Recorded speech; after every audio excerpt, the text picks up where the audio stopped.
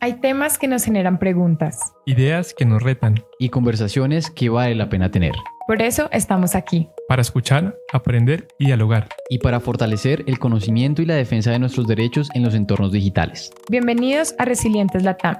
Comencemos. Bueno, bienvenidos a un nuevo capítulo de Resilientes Latam. Hoy tenemos una invitada especial. En momentos de cooperación, cuando sabemos que está el trabajo conjunto y colaborativo cada vez más difícil, existen oportunidades para buscar proyectos de defensa de derechos digitales, que hoy nos acompaña una persona especial para hablar de este tema. Bueno, Daniela, muchas gracias por la invitación. Les presentamos a Daniela. La idea es que ahorita pues tú te hagas también tu propia introducción, pero les comento. Daniela es economista, líder en cooperación internacional de alianzas estratégicas, con experiencia en diseño de soluciones innovadoras para abordar desafíos en el desarrollo y democracia digital en América Latina. Entonces, Daniela, nuevamente, bienvenida y pues cuéntanos un poquito de ti. Bueno, pues Nicolás, Mateo, un gusto estar acá. Muchas gracias por recibirme en Casa Cocora, muy hermosa. Muy lindo conocer este proyecto. A ver, soy colombiana, economista, como ya dijiste, con una trayectoria de 14 años trabajando en el sector social en Colombia y en América Latina. Y desde hace unos 8 años trabajando en esa intersección extraña y tan amplia que es la digitalización y la democracia y la participación cívica. Y hace un año empecé a liderar el programa Democrática del que vamos a hablar hoy y sobre el que seguramente vamos a profundizar respecto a muchos desafíos que en América Latina y en la región estamos enfrentando y cuál es el rol también que ocupa la sociedad civil frente a esos desafíos y oportunidades también que trae la digitalización respecto a nuestros sistemas democráticos. Así que nada, un gusto estar acá y muchas gracias por recibirme. Bueno, bienvenida, Daniela. Queremos que nos cuentes un poquito a las personas que nos están viendo y escuchando que tú estuviste trabajando en Wingo. Cuéntanos qué es, cómo exististe y cómo una colombiana termina trabajando en una agencia de cooperación. Bueno, Wingu es una organización latinoamericana que trabaja, yo creo que hace más de unos 15 años, por cerrar la brecha digital que existe en proyectos de impacto social y desarrollando distintos modelos también para poder cerrar esa brecha digital, que no es solamente el poder acceder a herramientas tecnológicas, sino también fortalecer el uso inteligente de esa tecnología y cerrar un poco también el conocimiento, la brecha de conocimiento que existen en referentes de la sociedad civil sobre cómo la transformación digital puede ser un amplio espacio de oportunidades para fortalecer el impacto de los programas que hay en América Latina, pero también pues un escenario donde emergen muchas amenazas también al trabajo que hace la sociedad civil, tanto local como nacional e internacional en la región. Entonces, Wingu ha venido también creciendo en entender ese rol, en entender cómo en un escenario que es la digitalización que es tan dinámico y avanza tan rápido, en ir desarrollando distintos modelos para poder acompañar y soportar a las organizaciones sociales y actores de la sociedad civil para poder hacer un uso inteligente de la tecnología. Entonces, hemos hecho muchas cosas desde Wingu, desde acompañar procesos de transformación digital, de implementar tecnologías a la labor de las organizaciones, de traer un poco el mundo de la innovación digital a la mesa donde se sientan y se conversan sobre problemas sociales y poder entender cómo la tecnología también puede ser una herramienta que fortalezca, amplíe o escale el impacto de las organizaciones. Por otro lado, acompañar precisamente la llegada de muchos roles de desarrolladores y de muchos roles, digamos, profesionales que se empiezan a necesitar dentro de las organizaciones para que realmente ese proceso de transformación digital sea sostenido en el tiempo. Entonces, hemos como creado muchos modelos de servicios, por decirlo de alguna forma, para acompañar ese proceso de transformación digital de las organizaciones y adicionalmente hemos creado como ese espacio común que es el FITS, que muchas personas conocen más el FITS de hecho que Wingu, que es el Festival de Innovación y Tecnología Social, que es ese espacio también de encuentro de las organizaciones sociales, de referentes de la sociedad civil, con expertos que están trabajando en la intersección de tecnología e impacto social, ¿no? Y puntualmente Wingu acá en Colombia empezó a trabajar muy fuertemente en la intersección entre democracia y tecnología, como que por muchas razones, yo creo que también por el boom que la cooperación internacional en algún punto generó en América Latina de invertir mucho en Civic Tech. Como que se empezaron a abrir muchas oportunidades en un escenario como Colombia, que tenía un montón de cooperación internacional. Empezar a hacerse esas preguntas de cómo desarrollamos Civic Tech, tecnología que permita ampliar espacios de participación ciudadana. Y Wingu fue un actor clave, digamos, en el ecosistema para desarrollar esas soluciones tecnológicas. Así que toda esta trayectoria un poco abre las puertas de Wingu para constituirse como un aliado regional importante para esos actores de cooperación, como lo es en este caso la Digital Democracy Initiative, que es con la que actualmente estamos trabajando en Democrática. Y en ese rol, digamos, Wingu se constituye un aliado regional para América Latina muy importante para esa iniciativa. Y hoy estamos pues en este desafío de implementar Democrática. Pero ¿cómo te vinculaste a Wingu? ¿Fue una convocatoria? Yo personalmente. Sí, bueno. Interesante, porque yo antes de Wingu no trabajaba en temas de tecnología. Okay. Mi trayectoria, de hecho, fue trabajando siempre en temas de pobreza, asentamientos informales, también en América Latina. Realmente fue una headhunter, o sea, que conoció de mi trayectoria, sobre todo de la trayectoria que yo tenía en la sociedad civil y acá en Colombia. Y Wingu, que estaba como consolidando su llegada también a Colombia, vio en mí una persona que podía acercarlos precisamente a la sociedad civil. Entonces, te reclutaron, en pocas palabras. Más o menos. Sí. Más o menos, sí. Buenísimo. ¿Cómo nace Democrática? O sea, cuéntanos un poquitico más sobre sus antecedentes, desde dónde viene, cómo se formuló de entrada, más o menos cómo se engranó al inicio toda esta iniciativa tan chévere. Bien. A mí esta parte de la historia me encanta porque Democrática nace desde una iniciativa muy importante que tiene Civicus, que es nuestro aliado internacional, que habla con la cooperación europea y le dice, vea, si nosotros queremos entrar a apoyar a la sociedad civil del sur global, tenemos que preguntarles a ellos qué es lo que necesitan, ¿no? O sea, no creemos soluciones desde el escritorio y desconectados del territorio y de lo local. Y se dan a la tarea, digamos, yo digo que muy dura, porque deciden establecer relaciones con aliados regionales para empezar a generar como convocatoria y empezar a liderar un proceso de codiseño con actores locales. Entonces ahí entramos nosotros en una etapa previa, un año antes de hecho que empiece Democrática, y lo que hicimos fue un proceso de codiseño donde convocamos alrededor de unas 166 organizaciones o referentes de la sociedad civil en toda América Latina y les hicimos la pregunta, bueno, si ustedes tuvieran la oportunidad de construir un programa de apoyo dentro de las cosas que ustedes hoy están viendo, dentro de sus desafíos, ¿qué necesitarían? ¿Cómo diseñarían un mecanismo financiero que entregue recursos y cómo diseñarían un mecanismo no financiero? Y durante 3 meses generamos esas conversaciones con muchos actores locales que culminó en un evento que hicimos acá en Bogotá, donde trajimos también referentes de otros países y terminamos de codiseñar. De ahí salieron 4 mecanismos que después Civicus, como aliado internacional del Digital Democracy Initiative, termina como de refinar y saca una convocatoria para buscar quién los implemente, ¿no? Entonces nosotros fuimos como el aliado que les ayudó a codiseñar inicialmente entre Wingu y Cubadili, y después también postulamos para ser quienes lo implementábamos.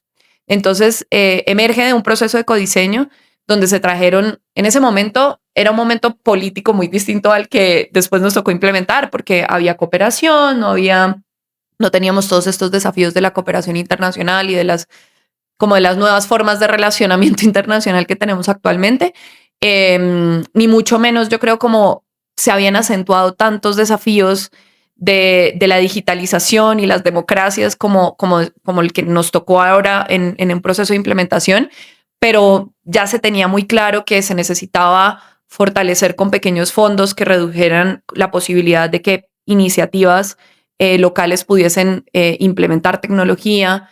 Se sabía que era necesario fortalecer el trabajo con poblaciones tradicionalmente subrepresentadas, ¿no? Con mujeres, con población LGBT, en América Latina particularmente y Centroamérica con población migrante. Entonces ya habían como ciertas digamos, como ciertos derroteros del programa.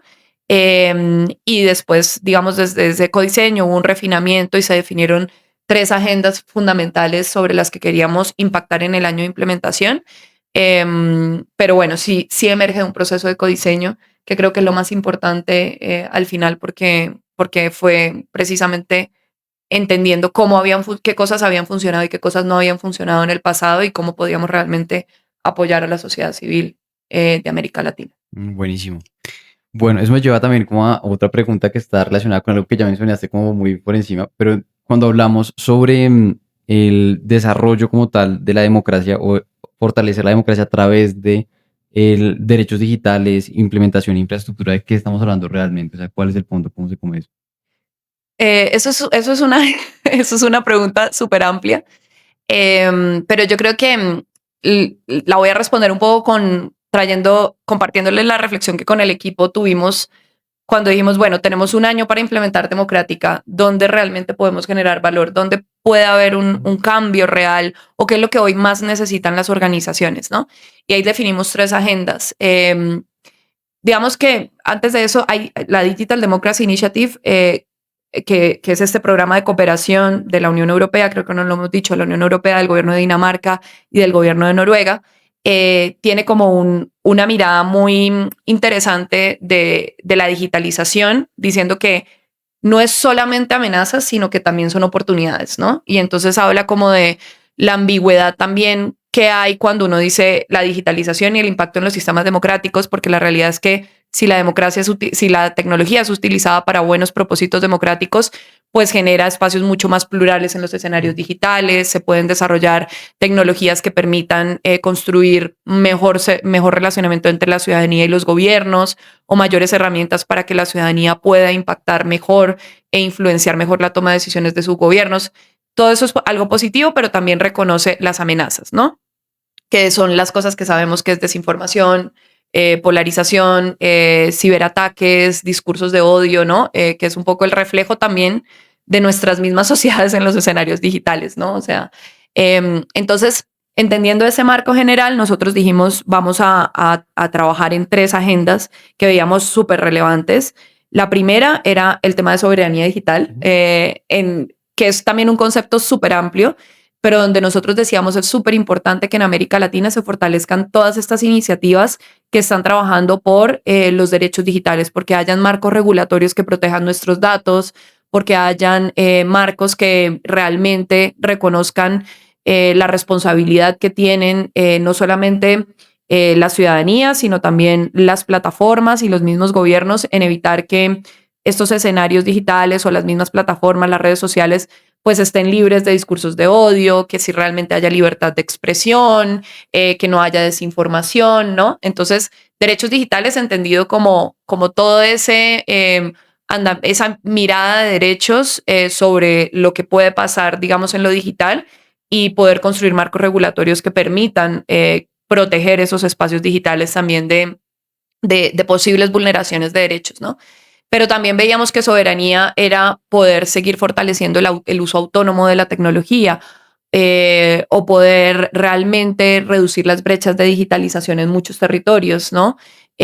Ahí hemos trabajado muy fuertemente con algunas comunidades indígenas, no necesariamente acá en Colombia, pero en Bolivia o en Brasil, que tienen una trayectoria muy fuerte y soberanía tiene que ver también con que ellos puedan acceder a ciertos recursos que les permitan empezar a construir sus propios escenarios digitales y tener mayor autonomía de su narrativa dentro de esos espacios, ¿no? Porque muchas veces son comunidades de las que se habla mucho, pero no tienen voz en estos espacios, ¿no? Entonces, soberanía tiene que ver un poco con el uso seguro, autónomo y cerrar mucho más las brechas de conectividad. Eso fue una agenda que tiene que ver con democracia y tecnología. La otra agenda fue polarización, que es un poco como cuidamos que los espacios digitales estén libres de todo lo que amenaza la pluralidad, ¿no? O sea, que son discursos de odio, que es desinformación, que son narrativas o incluso la manera como los mismos modelos de negocio de estas plataformas operan que favorecen a que hayan narrativas más violentas o más sectarias con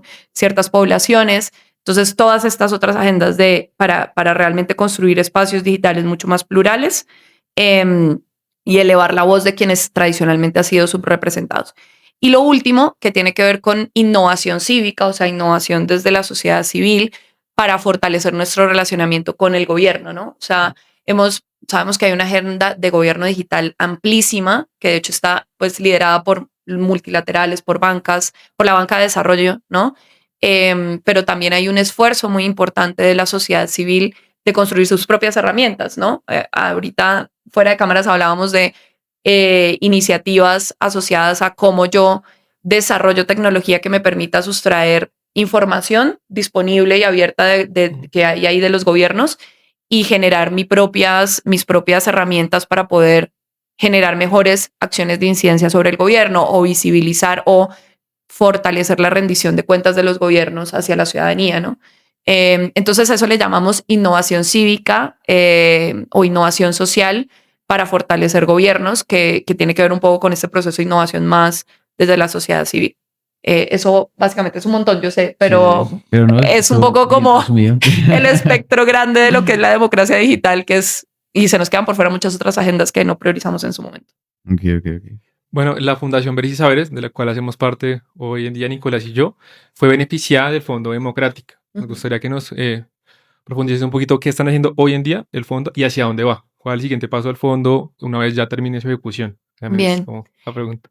Mira, el fondo ha sido fue el mecanismo de apoyo financiero que diseñamos, que ha sido una experiencia maravillosa, digo yo, porque para todos los actores que hemos estado detrás, ¿no? O sea, porque por un lado era construir un mecanismo que no solamente le llegara a organizaciones como Fundación Veres y Saberes, que tiene una constitución legal, sino también a el otro. Nosotros hicimos la caracterización y es más o menos más del 20% de actores de la sociedad civil, que son movimientos sociales, activistas, defensores de derechos humanos, que no necesariamente tienen una figura legal y que se quedan por fuera de estos financiamientos, ¿no? Y con el Fondo Democrática quisimos romper esas barreras de financiamiento y decir que si vamos a trabajar también con la sociedad civil local que trabajaba en esta agenda de derechos digitales y de democracia digital, teníamos que llegar a estos actores, ¿no?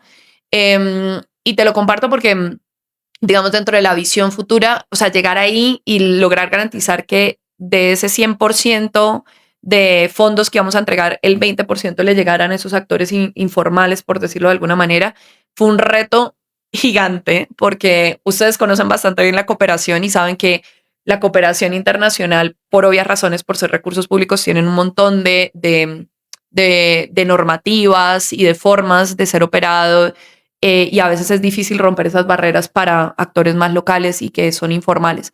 Entonces, ahí hay unos aprendizajes muy interesantes que yo te diría el Fondo Democrática tiene una responsabilidad muy grande de poderlos seguir escalando, replicando, mostrando, digamos, a la cooperación europea, a la cooperación danesa, para seguir rompiendo esas barreras, porque hay un compromiso muy fuerte de la cooperación danesa, de decir cómo sigo llegando a actores locales, ¿no?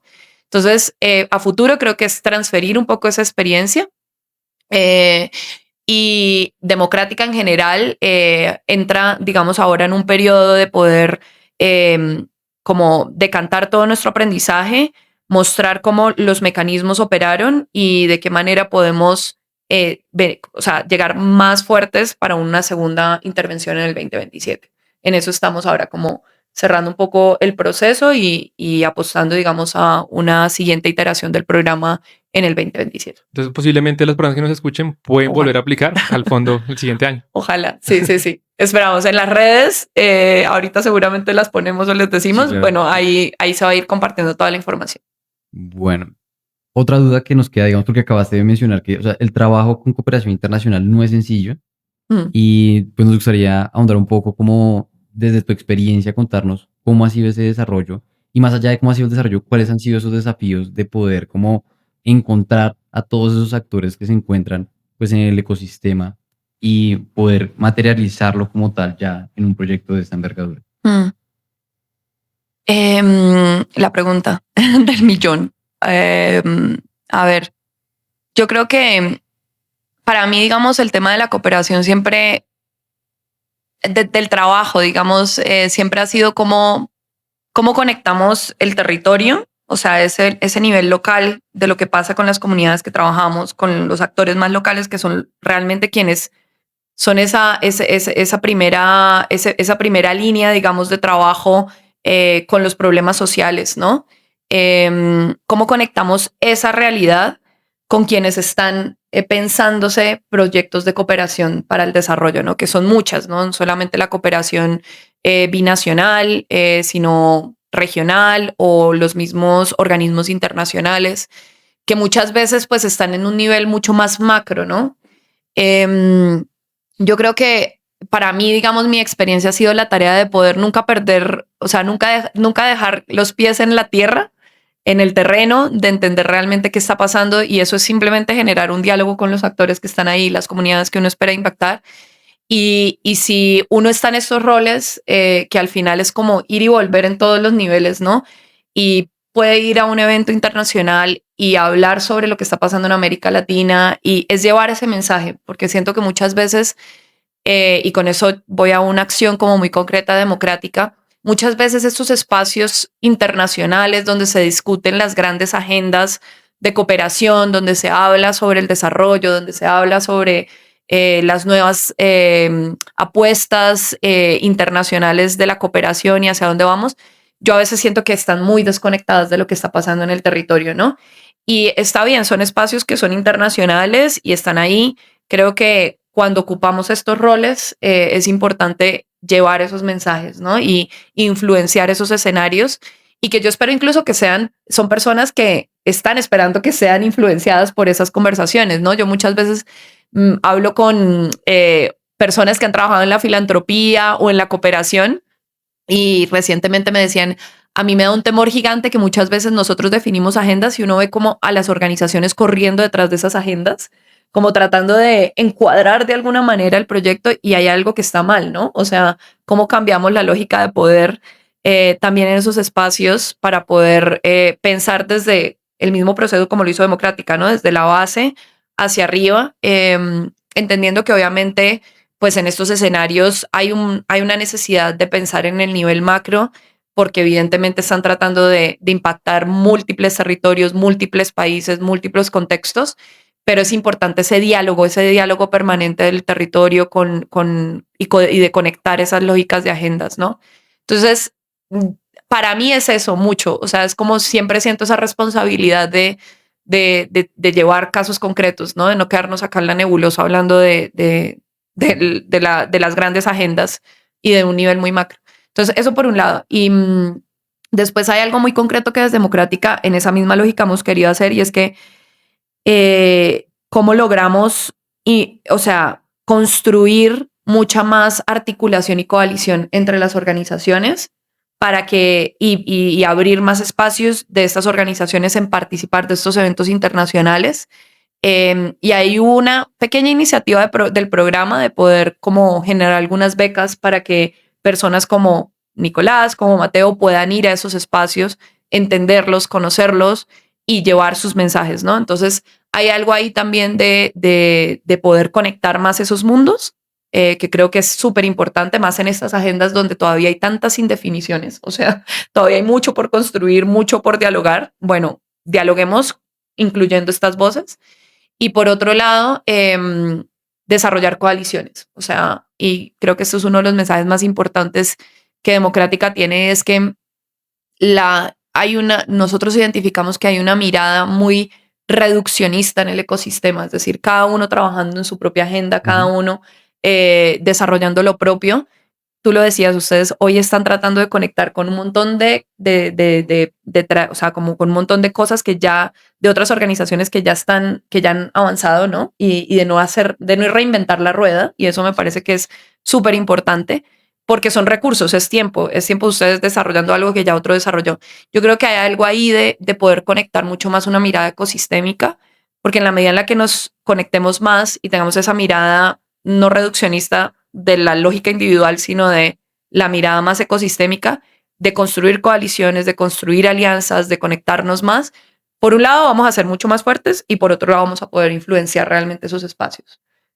Democrática, solita, yendo allá diciendo, mire, tienen que hacer tal cosa o tenemos que empezar, no a hacerlo nada, pero una coalición de un respaldo de cientos de organizaciones que trabajan en esto, que se pusieron de acuerdo, que tienen agendas comunes, sí logra influenciar esos espacios. Y no lo tenemos que creer y tenemos que buscar fondos que permitan viabilizar eso, porque también es irreal creer que la articulación pasa por arte de magia si no hay fondos detrás que lo financien, ¿no? Y yo creo que ahí es donde está, pues, la bandera democrática que queremos seguir impulsando, y es más fondos para fortalecer más articulación entre los actores, para generar más intercambio de conocimiento y para financiar acciones colectivas. Que bueno, es complejo, pero se puede hacer.